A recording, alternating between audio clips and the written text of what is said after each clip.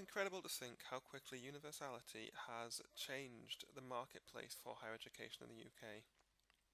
Using OER materials and peer support, both of which are available to all for free, and coupling this with paid for tutorials, practical sessions, and examinations and accreditation, this has offered opportunities to students and employers to benefit from higher education.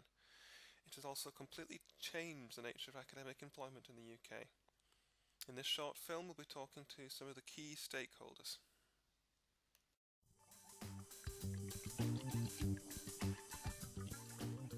It's the flexibility that works for me. I only pay for what I use and I get it where and when I want it. I've been studying chemistry mainly through watching the lectures and interacting with the materials, though I paid for a couple of tutorials too. I can't afford the practical week though. I'm saving up to take the level 1 exam next year. The formative tests are predicting a B for me at the moment, so I want to get a bit more work in. The other students have been really helpful in pointing me towards the right materials, and it will take me a year to save up the fee as well.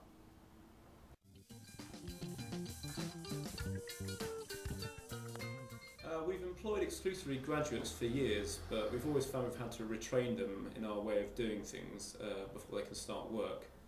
In business, we need to find employees that meet our immediate needs, but by the time we retrain them for 6 months, we might as well not have bothered them. We need something else.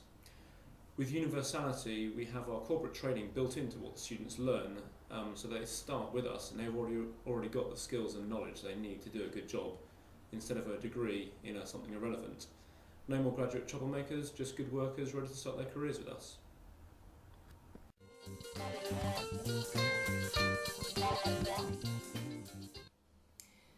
Working for Universality was a natural result of the popularity of my materials. One of my lectures had the highest student and peer satisfaction rating for over 2 years.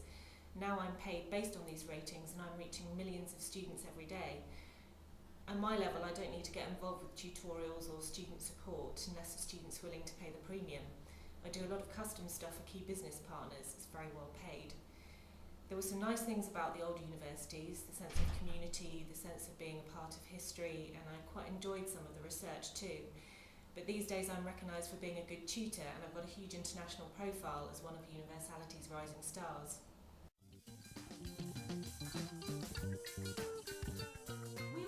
The universality concept, but it still came as a surprise how quickly it became the dominant mode of teaching.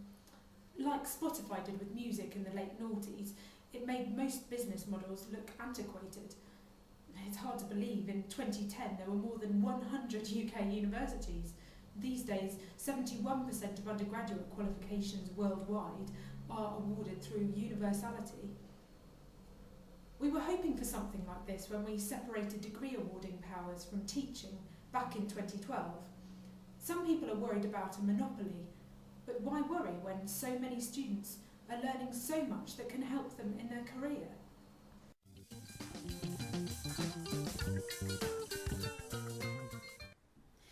We built a huge and profitable business with millions of customers. It's a huge step away from the amateurism of the old university sector. Tutors' roles are now clearly defined and we pay them for what they actually do and how much business they attract. And we're an ethical business. We're putting all our materials online for free for anyone to use. We charge students for tutorials, for face-to-face activities, for exams and graduation. And the fees for the last two are reduced when they pay for other services. But even so, a third of our students just pay for the exams. Our academics are paid to produce materials good enough to draw people into paying for more services. I'm delighted to be part of this brave new world.